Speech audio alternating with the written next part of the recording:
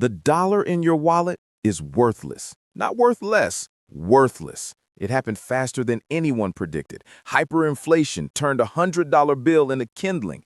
Bank runs emptied the vaults before the news even finished reporting on the first one. All that digital money, those numbers on a screen, wiped clean by cyber attacks or just locked behind servers that no longer have a power grid to run them. The ATMs are dark. The registers are paperweights. That savings account you spent 20 years building, it's a ghost. Your 401k is a fiction. Your credit score is a joke without a punchline. And that emergency fund you were told to keep, the emergency is here. The fund is useless. But here's what the economists never told you, what the financial planners never mentioned between their pie charts. Money doesn't disappear when the system collapses. It transforms. It sheds its skin and becomes something else. The things that had no value yesterday are the things that buy your survival tomorrow. And the beautiful, terrible irony? Most of it is sitting in your trash can right now. Useless today, priceless next week. Let me show you the 7 pieces of garbage that will make you rich when society forgets what a credit score is. Number 1, empty glass bottles and jars. You threw away 3 this week without thinking. Pasta sauce, pickles, that fancy jam. In the old economy, they were recycling fodder. In a collapsed economy, they're liquid gold. Literally, because they hold liquid. Clean water storage becomes an obsession when the taps run dry, and they will run dry. Municipal water systems require electricity, chemicals, and people who get paid to show up to work. When paychecks mean nothing, so does showing up. Every jar, every bottle with a working seal becomes a portable, tradable, life-sustaining container. And it's better than plastic.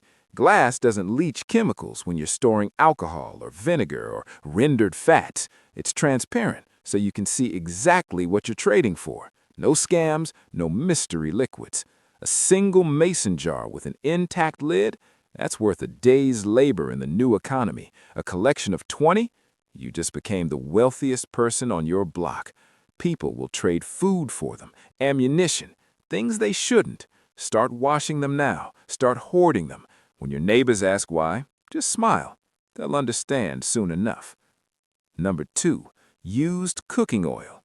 That greasy mess in the pan after you fry bacon, don't pour it down the drain. Filter it through a coffee filter. Store it in one of those glass jars you're now hoarding. And congratulations, you own fuel, light, and lubricant in a single package. Cooking oil burns slow and steady in improvised lamps when candles run out and batteries die. A wick made from twisted cotton, a jar, some oil, and you've got hours of light. Not bright light, but light. And light means you can work after sunset, means you can see threats coming, means you don't lose your mind to the endless black. It lubricates, too. Squeaky hinges that announce your presence, rusted tools, weapons that need to move smoothly or you're dead before you realize they've jammed. And if you know a little chemistry, used cooking oil can be converted to biodiesel. When gasoline costs more than bullets, that knowledge is the difference between being mobile and being trapped. The average household throws away pounds of this stuff every month. That's tradable energy walking out the door in garbage bags. Number 3, dryer lint. I know, it sounds insane.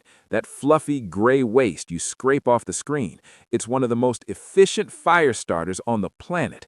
Dryer lint ignites with a single spark. It catches faster than paper, faster than dry leaves. It's basically engineered to burn. Roll it into cardboard egg cartons with a little melted wax from candle stubs or crayons, and you've got waterproof fire starters that burn for 10 minutes each. Rain, damp, snow, your wax-to-lint pods don't care. They light anyway. They burn anyway. In a world where matches are precious and lighters run dry, the ability to start a fire reliably is everything. It's cooked food, purified water, warmth through a killing cold.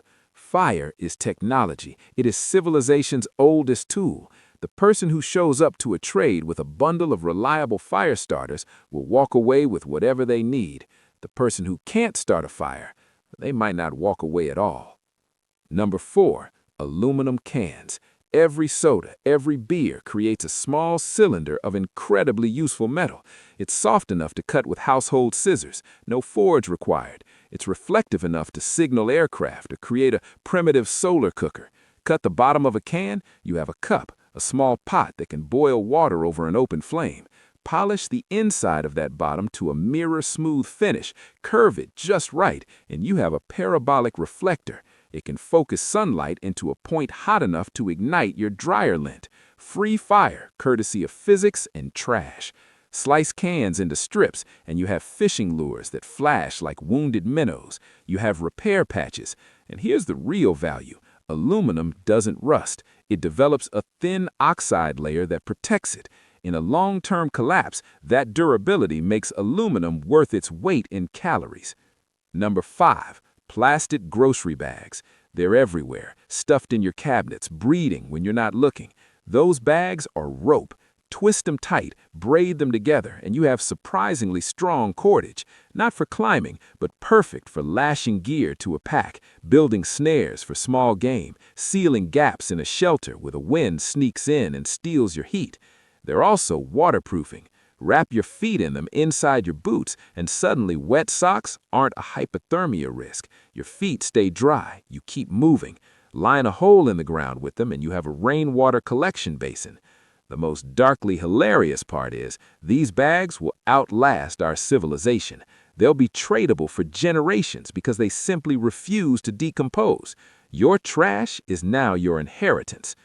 Number 6, human hair. This one makes people uncomfortable. Good.